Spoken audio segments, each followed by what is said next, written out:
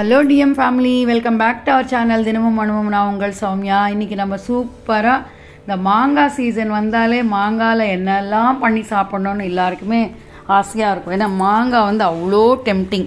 இன்றைக்கி நான் சிறுகீரையும் மாங்காவையும் வச்சு பருப்பு குழம்பு எப்படி பண்ணுறதுன்னு தான் காமிக்க போகிறேன். சூப்பராக இருக்கும். இது சாதத்தில் பிசிஞ்சு சாப்பிட்றதுக்கு ரொம்பவே நல்லாயிருக்கும்.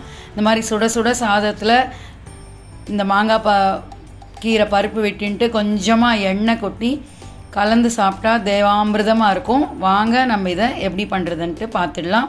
அதுக்கு முதல்ல குக்கரில் நான் இந்த கீரை நல்லா அலம்பி இந்த மாதிரி கட் பண்ணி எடுத்துன்னு இருக்கேன். ஒரு கட்டு கீரைக்கு ஒரு 2 நாட்டு தக்காளியும், ஒரு சைஸ் சின்ன சைஸ் மாங்காய், ஒரு 4-5 பச்சை மிளகா, ஒரு 1/4 டீஸ்பூன் மஞ்சள் பொடியும், தேவையான அளவுக்கு உப்பு போட்டுட்டு நம்ம ரெகுலராக யூஸ் பண்ணுற குழம்பு பொடி அதில் என்ன வச்சுருக்கோமோ அது நம்மளுக்கு தேவையான அளவுக்கு பருப்பு எடுத்துட்டு நல்லா அலம்பிட்டு ஒரு அரை மணி நேரம் இந்த மாதிரி துவரம் பருப்பு நான் ஊற வச்சு எடுத்துன்னு இருக்கேன். பருப்புக்கு ஒரு அளவு பருப்பு எடுத்துட்டா அதுக்கு 2 அளவு ஜலம் விட்டோன்னா நம்மளுக்கு ரொம்ப நீர்க்கவும் இல்லாமல் பருப்பு கொஞ்சம் சாதத்தில் பிசிஞ்சுக்கிற மாதிரி இருக்கும்.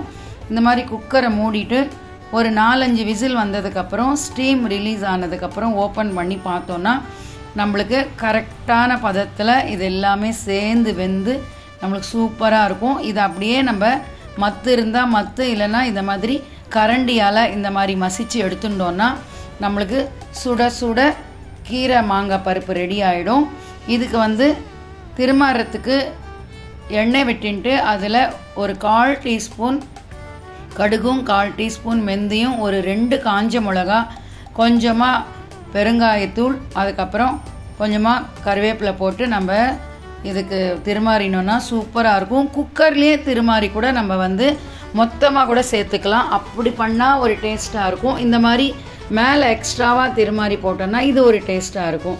பட் ஈஸியாக ஆகணும்னா முதல்லையே திருமாறிட்டு மொத்தமாக குக்கரில் வச்சுட்டு பண்ணிட்டாலும் ரொம்ப ஈஸியாக இருக்கும்.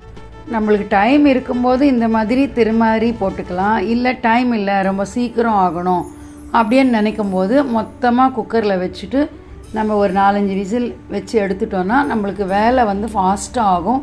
மாங்காய் சீசனில் எதுவுமே மிஸ் பண்ணாமல் மாங்காய் தொகையல், மாங்காய் கீரை, மாங்காய் பருப்பு இந்த மாதிரி சாப்பிட்றதுக்கு ரொம்பவே நல்லாயிருக்கும். இந்த வீடியோ கண்டிப்பாக உங்களுக்கு பிடிச்சிருக்குன்னு நினைக்கிறேன். பிடிச்சிருந்ததுன்னா கண்டிப்பாக நீங்களும் ட்ரை பண்ணிவிட்டு என்னோட ஷேர் பண்ணிக்கோங்க. அடுத்த ஒரு விறுவிறுப்பான வீடியோவில் உங்களை மீட் பண்ணுற வரைக்கும் உங்கள் சௌமியா. டாடா பாய். தேங்க்யூ ஃபார் வாட்சிங்.